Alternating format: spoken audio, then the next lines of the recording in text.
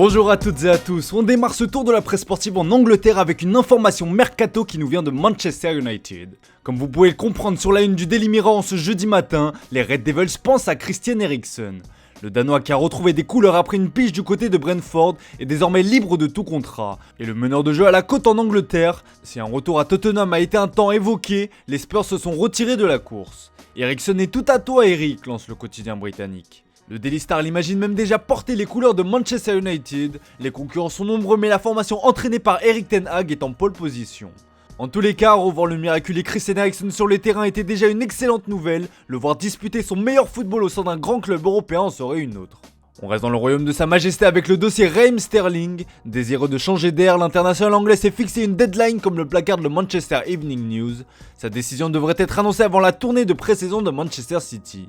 Le quotidien britannique explique que les prétendants ne sont pas légion en raison notamment du prix demandé par les Sky Blues. Il faut dire que 70 millions d'euros pour un joueur en fin de contrat dans un an, c'est relativement cher quand on sait que le Bayern Munich n'a déboursé que 40 millions pour un Sadio Mané qui était dans la même situation contractuelle et surtout au sommet de son art. Enfin, une troisième option n'est pas à exclure pour le joueur de 27 ans, celle d'aller au terme de son contrat et se retrouver ainsi donc en position d'agent libre l'été prochain. Une option qui n'est cependant pas du goût de l'intéressé et très certainement de son club. On file en Espagne où justement Ousmane Dembélé se retrouvera dans cette situation. Dans moins d'une semaine, l'international français sera libre de s'engager où il le souhaite. Une possibilité qui effraie son coach Xavi, qui pousse pour le voir prolonger comme l'explique Sport dans son édition du jour. Le coach du Barça a eu une discussion avec le joueur et demande à ses dirigeants d'augmenter l'offre pour le retenir. Sauf que Dembouz ne semble pas vouloir prendre de décision avant son retour de vacances qui se termine justement à la date limite de son contrat. Le quotidien espagnol rapporte que son entourage est pessimiste, d'autant que selon le Mundo Deportivo, le Barça attend des leviers économiques pour bouger.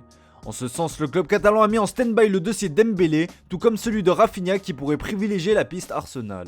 Enfin, pour être complet sur l'actu découlée, AS rapporte que ces derniers peinent dans l'opération dégraissage. L'indésirable Martin Braithwaite est notamment mis en avant. Allez, on continue à parler mercato en Italie avec la Juventus qui s'apprête à vivre une révolution avec le probable retour de Paul Pogba. D'après Tuttosport, l'arrivée du français coïncidera avec une profonde transformation de l'entrejeu. Ainsi, seul Locatelli est assuré de rester, l'avenir de McKennie et Zakaria sont en suspens. En revanche, pour Arthur Ramsey et Adrien Rabiot, ils sont invités à se trouver un nouveau point de chute. Du côté des renforts espérés, on retrouve les noms de Fabian Ruiz, Nandes et Renato Sanchez qui est annoncé proche du Paris Saint-Germain.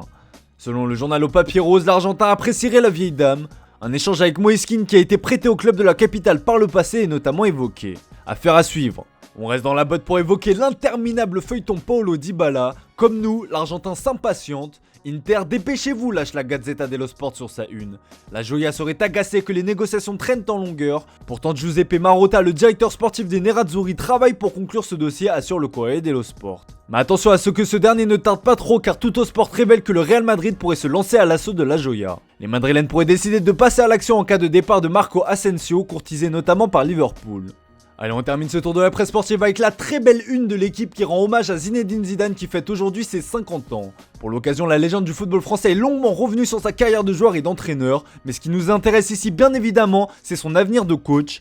Et comme le souligne le quotidien français, l'histoire de ZZ avec les Bleus n'est pas finie. Il a réitéré son envie de s'asseoir sur le banc de l'équipe de France dans un futur proche. Interrogé également sur la rumeur l'envoyer au PSG, l'intéressé n'a pas fermé la porte. Il ne faut jamais dire jamais, surtout lorsque vous êtes entraîneur aujourd'hui. Quand j'étais joueur, j'avais le choix presque tous les clubs. Entraîneur, il n'y a pas 50 clubs où je peux aller. Il y a 2 ou 3 possibilités. Si je repars dans un club, c'est pour gagner. Je le dis en toute modestie, c'est pour cela que je ne peux pas aller n'importe où, a-t-il confié. Une déclaration qui laisse donc la porte ouverte pour le club parisien qui devrait cependant pencher pour l'option Christophe Galtier.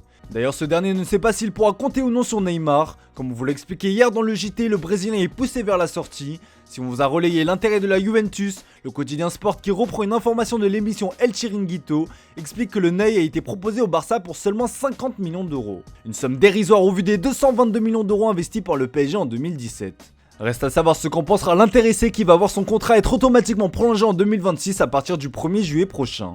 Une clause similaire s'activera à partir du 1er juillet 2023 et qui le liera donc au club de la capitale jusqu'en 2027.